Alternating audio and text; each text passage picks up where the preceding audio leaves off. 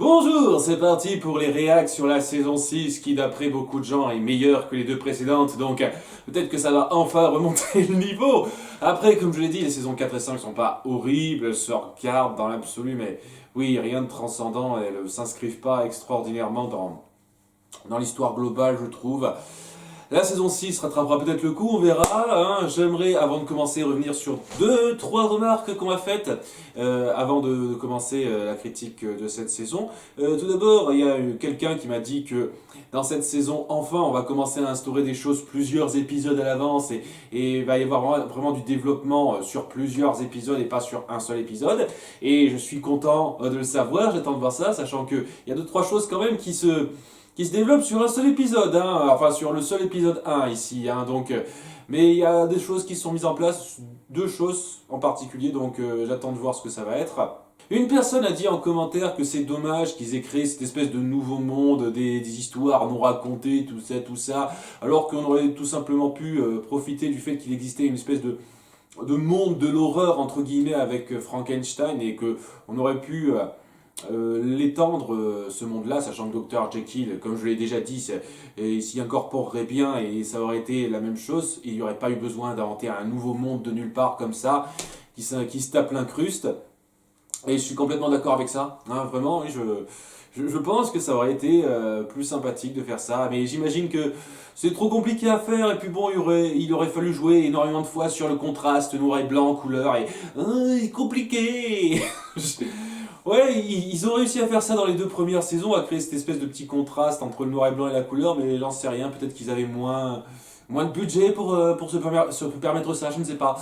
Et enfin, un dernier commentaire que j'ai reçu par rapport à Rumpelstiltskin, via le fait que quelqu'un, une fois de plus, le contrôle en étant la main sur Belle ou autre chose, et que quelqu'un qui a dit ouais mais Rumpelstiltskin c'est quelqu'un qui a pas trop de faiblesse et a pas beaucoup de choix, soit on met la main sur sa Belle, soit sur sa dague pour pouvoir le contrôler, sinon quoi il est juste instoppable. Et vous avez raison, je suis totalement d'accord avec ça, ouais, c'est avec un personnage aussi cheaté que ça en termes de pouvoir, il n'y a pas des masses de possibilités pour qu'il soit vraiment pour qu'on le domine d'une quelconque façon autrement que ça. C'est dommage que ce soit constamment un ténébreux et que l'histoire n'ait jamais eu l'occasion de le faire partir sur un autre statut où il ne soit plus ténébreux. C'est dommage que l'histoire n'ait pas eu cette occasion-là, c'est vrai. En fait, je le dis, de toute façon, c'est pareil avec cet épisode. Ça tourne en rond, l'histoire avec Rumpelstiltskin et Belle, et il y a un moment donné, je crois, depuis la saison 5 même, que j'en ai plus rien à foutre, quoi. La deuxième moitié de la saison 5, quoi. La première moitié, malgré le fait que ce soit très très maladroit, ça pouvait promettre quelque chose, mais non. Ils sont partis là-dessus et ça va être les mêmes conneries où Belle n'arrive plus à l'aimer parce qu'il il lui a menti des tas de fois, etc. Et il peut pas. Il peut pas vivre sans le pouvoir, alors que je suis désolé, je vais redire une énième fois, Rumpelstiltskin dans les premières saisons, il n'était pas défini que par son désir de pouvoir. C'était pas le seul truc qu'il définissait, merde. Et donc ouais, je trouve ça très dommage, et oui, avec cette espèce de statut, d'espèce de dieu quasi intouchable, il n'y a que cette façon-là qui et que de cette façon-là qu'il peut arriver à être manipulé ou dominé par quelqu'un. Voilà, ça n'aide pas du tout le scénar, quoi. Et c'est pas parce que c'est une bonne excuse que tout d'un coup c'est pardonnable. Pas pour moi. Mais bon, ouais, je sens que Rumpelstiltskin va être sans intérêt dans cette saison, vu comme c'est parti. Ouais, d'ailleurs, tant qu'à faire, on va commencer avec l'épisode 1, avec l'histoire autour de lui, vu qu'elle est complètement indépendante et qu'elle n'affecte rien d'autre à part son histoire à lui. Donc, suite à sa conversation avec Hyde, il se rend dans un coin très spécifique qu'il ne connaissait pas avant, mais que Hyde connaissait. Hyde connaît énormément de trucs, hein. Il sait énormément de machins pour une personnalité qui est censée être née de l'inconscient d'une autre personne, quoi. C'est pas la même chose que Regina et la méchante reine, où on a affaire à deux moitiés qui ont quand même un truc très commun. J'ai l'impression que Hyde, c'est presque une personnalité complètement à part entière, qui sait énormément de trucs que Dr. Jekyll ne sait pas. Et c'est un peu bizarre, hein, maintenant que quand j'y pense, avec tout ce qu'il sait. Et j'en sais rien, peut-être que Jekyll garde des trucs cachés, on apprendra qu'il sait à peu près les mêmes choses qu'Hyde, mais c'est un peu bizarre, je trouve. C'est un petit peu bizarre tout ça. Ou alors Hyde existe depuis genre des siècles. Jekyll a créé Hyde depuis des siècles et puis il a fait son petit bonhomme de chemin en étant coincé dans ce monde-là apparemment, hein, mais pourtant même en étant coincé dans ce monde des histoires à nous raconter, il a su tous ces trucs-là, je ne sais comment. Je serais pas contre qu'on développe ça, c'est pas forcément une mauvaise chose, hein, si vous arrivez à l'expliquer un peu, hein, parce que sinon, ouais, c'est juste facilité, hein, il faut qu'il sait ça parce que ça arrange le scénar, quoi. Et il y a d'autres trucs que ça qui sait, notamment dans l'histoire, j'y reviendrai, mais ouais. Donc Rumpelstiltskin se rend dans un coin paumé qui s'avère être une espèce de temple de Morphée, et en versant de la poudre de Morphée, il peut aller dans ses rêves, et en allant dans ses rêves, il peut arriver à la réveiller d'une quelconque façon. Il tombe sur un mec qui prétend être Morphée, qui l'amène vers cette espèce de représentation que se fait Belle du château de Rumpelstiltskin dans ses rêves. Parce que voilà, elle se réimagine, je ne sais pourquoi, ouais, ça sera pas particulièrement expliqué ça aussi, à cette époque où elle servait Rumpelstiltskin, et où ce dernier essaye de la manipuler pour qu'elle retombe amoureuse de lui de la même façon dont elle est tombée amoureuse de lui avant. Sachant qu'à nouveau, ça s'est pas fait en quelques minutes, ça a pris tout le temps de s'instaurer, et les points qui ont fait que Belle s'intéresse à Rumpelstiltskin, même si la série a désavoué un petit peu ça dans les saisons 4 et 5, et c'est surtout le fait qu'il a montré qu'il avait du cœur, qui pouvait faire preuve de pitié, notamment lorsqu'il a épargné Robin des Bois qui lui avait piqué une de ses potions. Ce genre de truc. Mais non, c'est pas ça qu'on veut montrer. Non, non, non, c'est parce que elle a vu qu'il pouvait avoir un petit côté tendre rapidement, et ce petit côté tendre, c'est en montrant qu'il a envie de danser, quoi. Il repompe un passage du film La Belle et la Bête. D'ailleurs, je sais pas, au moment où c'est sorti cette saison-là, est-ce que la live action était sortie, ou est-ce qu'il était en passe de sortir? Ça sent presque. Ça sent presque la pub pour ça, la pub d'un côté ou de l'autre, hein. Je sais pas, mais ouais, on a donc droit à ça où il essaye de la reconquérir en utilisant cette nouvelle, en repartant un peu de zéro par rapport à ça. Ça a l'air de marcher, mais comme par hasard, lorsqu'ils s'embrassent, Belle commence à se remémorer les promesses brisées et tout et tout.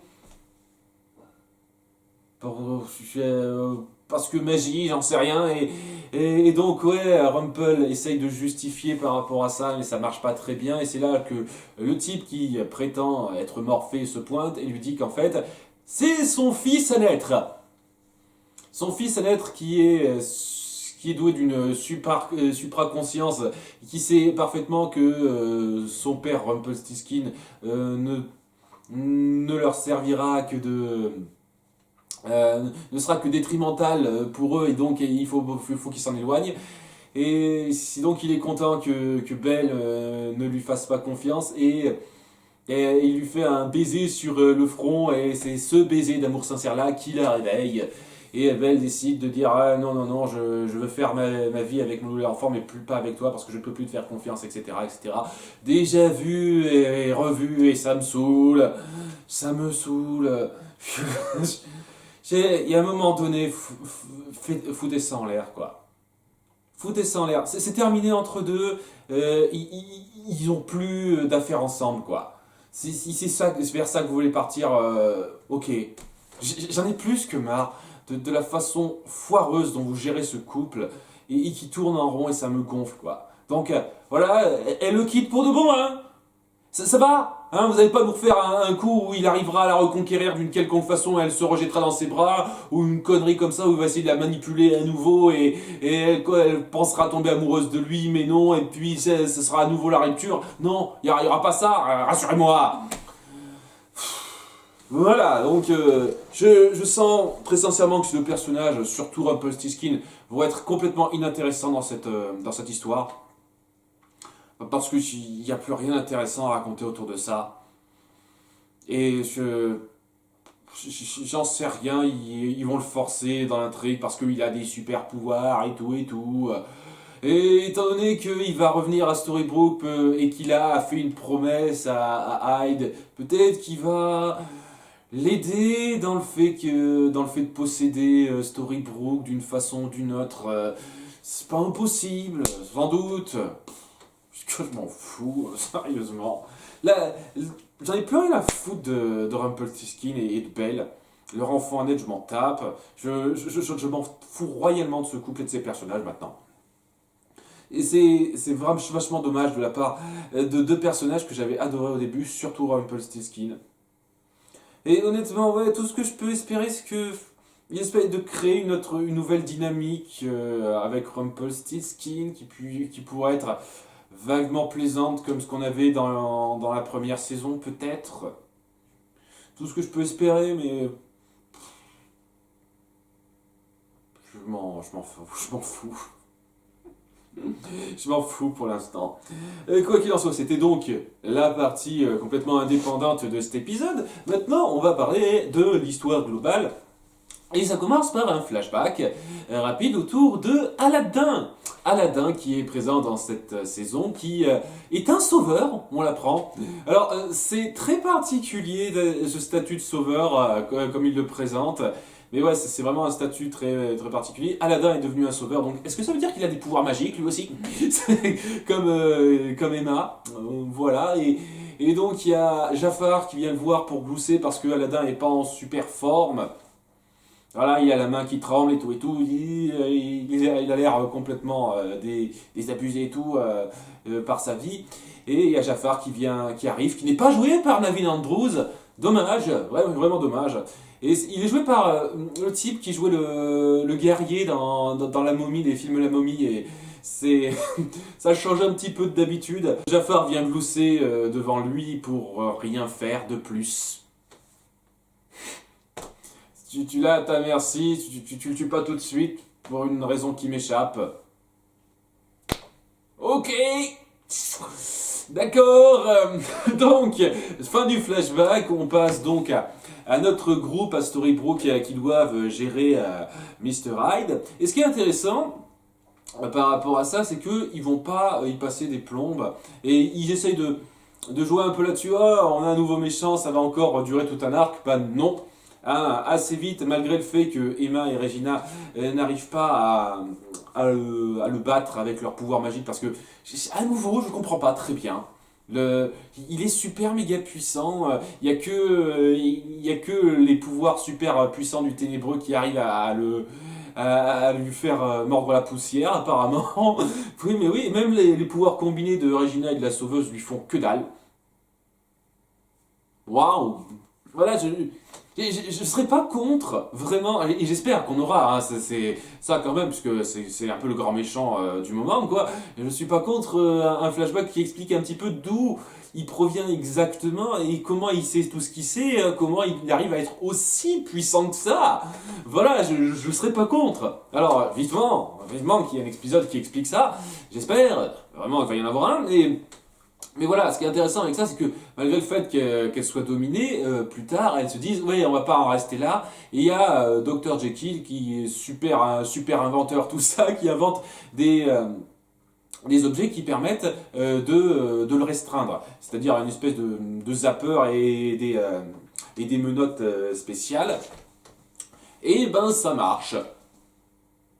Voilà, ça marche, ils arrivent à l'enfermer au bout de 20 minutes d'épisode. Et je trouve ça intéressant qu'ils aient pris à contre-pied. En tout cas, il me semble-t-il, le fait que, ouais, on a cette espèce de menace, ça va durer longtemps, bah non, et il est déjà sous les barreaux. Et il va être une menace d'une autre façon, d'après ce qu'on va voir, parce que pendant ce temps-là, en parallèle, il se passe certaines choses autour d'Emma qui commencent à avoir des visions.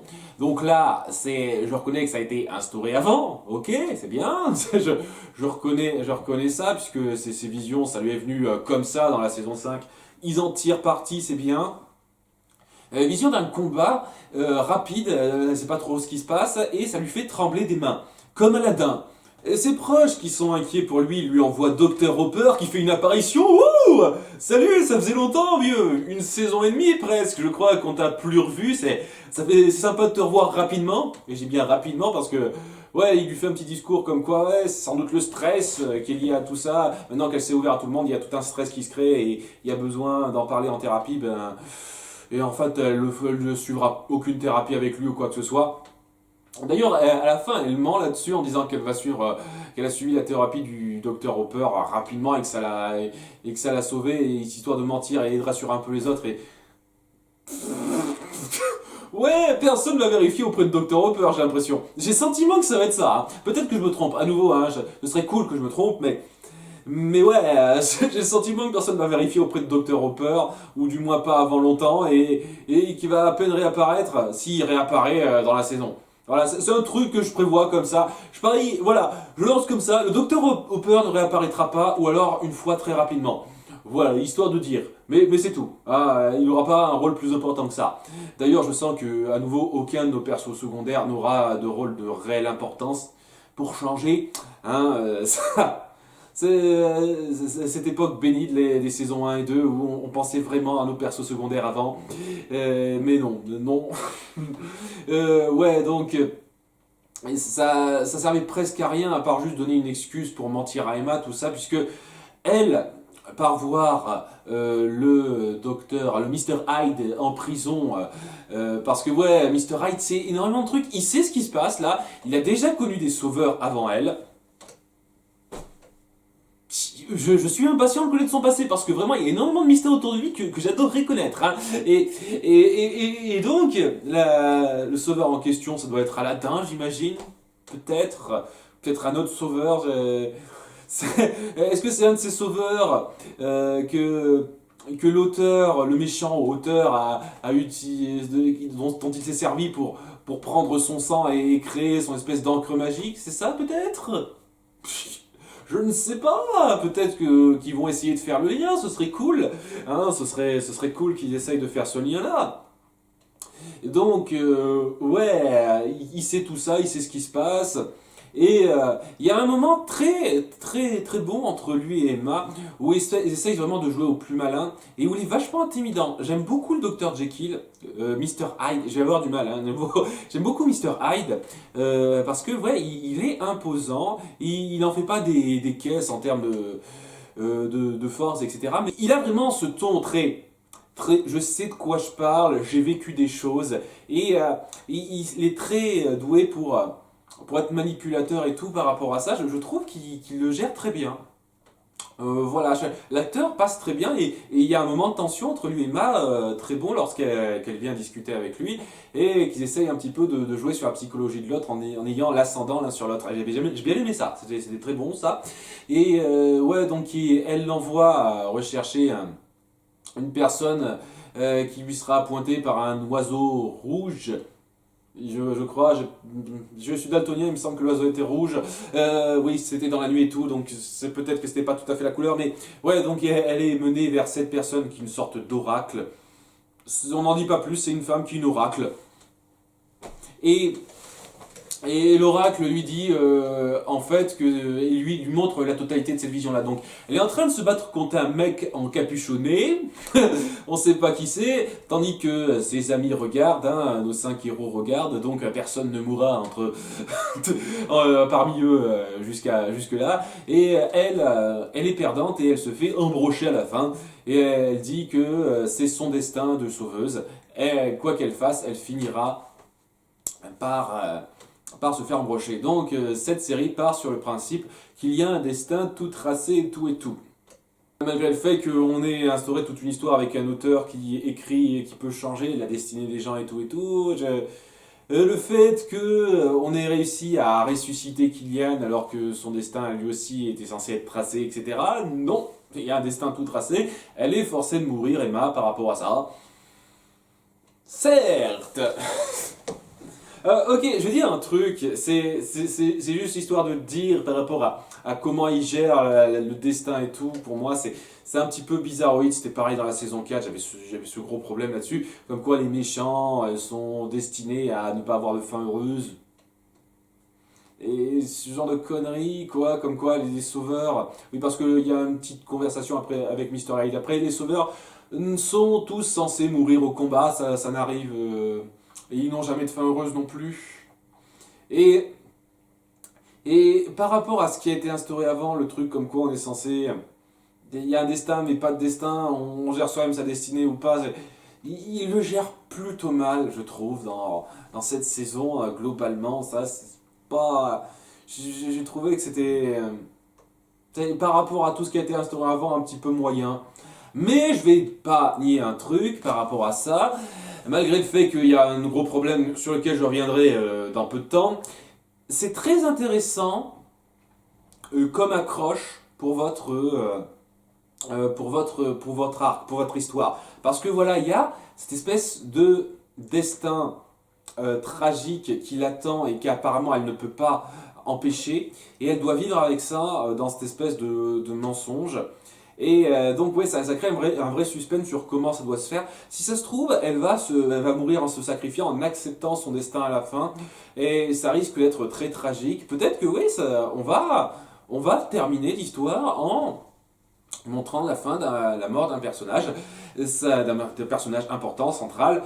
Lost avait déjà fait ça avant, histoire de dire, hein, il recopie un petit peu Lost, mais ça peut promettre pas mal de moments assez dramatiques, prenants à ce niveau-là. Et en tant qu'accroche, c'est pas mal. Voilà, si je prends pas trop en compte la façon dont le destin a été mis en place avant dans les saisons précédentes, je trouve que ça pourrait être pas mal. Voilà, donc ça c'était plutôt bon. Et ouais, par contre, il y a un gros problème avec ça, c'est que avant même de savoir que son destin c'est de crever et qu'elle veuille pas faire de la peine à ses proches par rapport à ça, leur faire peur, avant même ça, quand sa main commençait à trembler, elle était à fond dans le déni. Non, non, non, vous préoccupez pas de ça, c'est rien et tout et tout. Elle veut pas se confier aux autres et ça me gave. Ah, excusez-moi si j'ai parlé un peu fort, mais waouh! T'as vécu je sais pas combien de péripéties et t'as enfin compris que tu dois apprendre à faire confiance aux autres et tu nous pars encore sur le coup du je veux tout faire tout seul, je veux pas partager mes problèmes avec mes profs et tout, c'est chiant! C'est comme pour Rumpelstiltskin, ça tourne en rond là. Il y a un moment donné, il faut qu'elle apprenne à faire confiance aux autres et à se confier, à partager ses problèmes. Merde! Putain, c'est chiant ça! Super gonflant de voir Emma régresser une nouvelle fois dans son espèce de. Dans cette espèce de mur là, c'est je gère tout seul, je veux pas impliquer les autres, c'est chiant! C'est chiant! Dans la saison 4, ça commençait déjà à me gaver, là ils arrêtent pas de le faire encore et encore, c'est lourd! La saison 5, elle est censée avoir appris à faire confiance aux autres, mais non. La saison 4, il semblait aussi, mais non. Même dans la saison 3, à la fin, elle semblait s'être ouverte. Bah non. Voilà, à chaque fois, à chaque nouvelle saison, elle doit nous faire cette espèce de merde, comme quoi elle n'arrive pas à s'ouvrir aux autres. Et ça commence à me saouler, cette merde. Voilà. Sérieusement, c'est comme pour Rumpelstiltskin, c'est des trucs c'est des trucs qui tournent en rond, c'est chiant. Voilà, donc je suis pas super fan de ça. Voilà, le fait qu'elle veuille pas leur faire de peine, pas les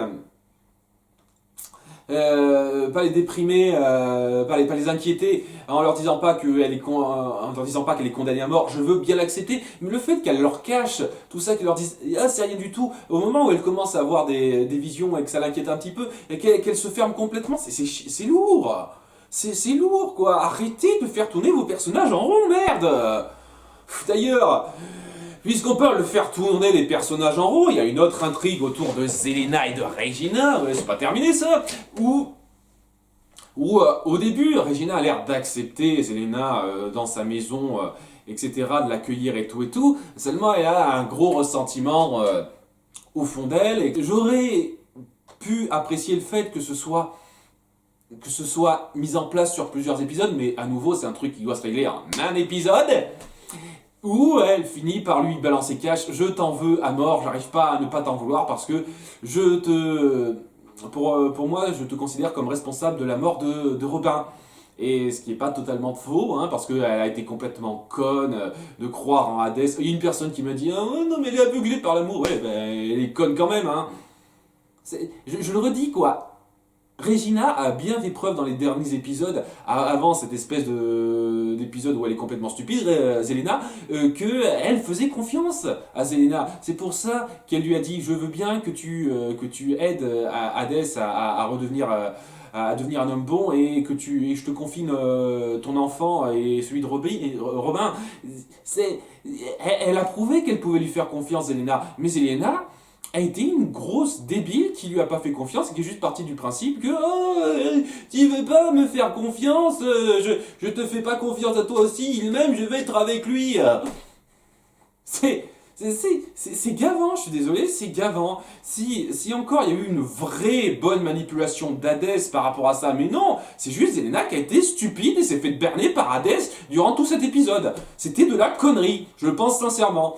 Donc ouais, je comprends que Regina en veuille à Zelena. Le problème que j'ai, c'est que ouais, ça aurait été intéressant de faire grimper ça, vous voyez, de pas juste balancer ça en un seul épisode tout d'un coup et de mettre ça en place sur plusieurs épisodes où cette espèce de ressentiment, malgré le fait qu'elle essaye de lutter contre, elle n'arrive pas à le faire partir et ça finit par se lâcher au bout de quelques épisodes. Ça aurait été beaucoup plus fort. Là, ça vient trop vite. Et donc, ouais, il y a cette dispute entre elles deux où Regina arrive pas à la pardonner, où Zelena oh, vit mal certains trucs et c'est pas. Et ça aurait pu être d'autres choses, mais la chose qu'elle vit mal, Zelena, c'est le fait que Regina ait décidé de se séparer de sa mauvaise moitié, et elle considère que c'est la moitié qui lui ressemblait le plus, Zelena. C'est comme ça que tu te considères, Zelena. Wow. Ouais. Et donc, ouais, c'est le ressentiment qu'elle a envers Regina, le fait qu'elle ait décidé de se séparer de sa mauvaise moitié. Et elle pense que ce qu'elle voulait, c'est se séparer de la chose qui l'a rapproché le plus d'elle. Voilà, donc... Comment vous voulez que j'en ai quelque chose à foutre de ce personnage si elle a ce genre de considération encore? J'espérais tellement qu'il nous fasse une nouvelle situation entre elles deux et ça démarrait bien au moment où elle commence à s'installer chez Regina. Zelena, il y avait un moment plutôt touchant entre elles deux où elle arrive à l'accepter, elle semble vouloir l'aider à avancer, mais non. Donc ça éclate tout de suite au bout de 25 minutes d'épisode. Merci. Ouais. Et ouais, Zelena va être se barre donc, dire ah mais non, je vais plus vivre avec toi, je vais déménager tout ça. Et lorsqu'elle déménage, elle est abordée par la méchante reine qui se retrouve à Storybrooke, je sais pas comment. Il n'y avait pas une sorte de protection, une connerie comme ça, non, elle sait le faire tout seul. J'imagine qu'elle doit avoir les connaissances de Regina. Encore que si c'est le cas, alors Dr. Jekyll devrait avoir les mêmes connaissances que Mr. Hyde. À ce moment-là, si on suit cette logique, donc, ouais, c'est pas clair, à nouveau. Et donc voilà, elle va être à nouveau poussée par le mal, Zelena. On peut encore tourner un personnage en rond.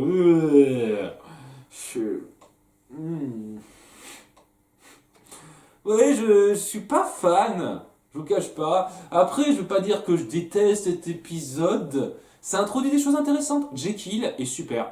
Sérieusement, il a une vraie classe, une vraie présence qui fait qu'il passe très bien en tant qu'antagoniste. Et j'aime bien la façon dont il est géré. C'est-à-dire que, ouais, il reste pas en charge pendant très longtemps et il se fait capturer assez vite. Et ça le met dans une position un peu particulière. Et ça pourrait être une sorte d'Hannibal Lecter dans son genre, qui pourrait être pas trop mal, hein, vraiment, hein, s'il est bien mis en scène. Hein, voilà, Hannibal Lecter quand il est enfermé, hein, vous voyez ce que je veux dire.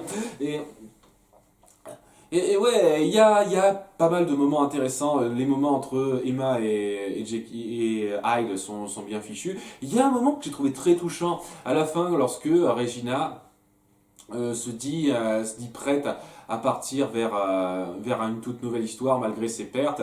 Et c'est un moment très touchant entre elle et Blanche-Neige qui montre tout leur passé à nouveau et le fait qu'elle est prête à aller de l'avant mais que ça va lui revenir en pleine gueule puisque son passé va venir la faire chier dans très peu de temps, hein, la méchante reine à nouveau. Hein, et ouais, c'était un moment très beau, tandis que tout le monde accueille les nouveaux arrivants que Hyde a amené, oui, parce qu'ils sont venus dans un ballon. Ouais, je sais pas trop. Je sais pas exactement qui il a voulu faire venir, etc. Je suis impatient de voir ce qu'il a voulu faire avec tous ces gens-là, mais apparemment, ces gens-là ont l'air plutôt pacifiques. Pas trop du côté de Hyde. D'ailleurs, oui, Hyde a toujours été tout seul, il y avait juste son laquais pour le servir, mais sinon, personne n'était particulièrement de son côté dans ce qu'on a vu dans le double épisode final de la saison 5. Donc je sais pas trop quoi. Reste à voir, ça peut promettre des choses intéressantes par rapport au futur qui attend Emma, par rapport au plan de Hyde. Et, euh, mais je sais pas, peut-être que la méchante reine sera intéressante. Pour l'instant, ouais, le coup de Zelina est reparti du côté obscur. Voilà, mais en dehors de ça, ça peut être intéressant. En dehors de ça, c'est, on verra bien. Il y a suffisamment de bons moments, plutôt touchants de personnages et plutôt prenants pour que je trouve que c'est acceptable comme épisode, mais rien de sensationnel. Et ouais, on verra. Peut-être que les personnages arriveront à me surprendre et que ce sera pas juste les persos qui tournent en rond dans leur mentalité, même si ça a l'air d'être bien parti pour ça. Mais ouais, pour l'instant, c'est correct sans plus. Mais bon, faut dire ce qui est. Énormément de séries, énormément de saisons ont commencé par des épisodes corrects sans plus. Hein. Il y a je crois que le seul arc qui a commencé avec un super épisode, c'est l'arc autour des enfers avec Hades. Sinon, ouais, il y a aucun arc que j'ai trouvé sensationnel à son premier épisode. Donc, on ne sait pas, on ne sait jamais, peut-être que ça va être super par la suite. On verra bien. À très bientôt pour l'épisode 2. Ciao!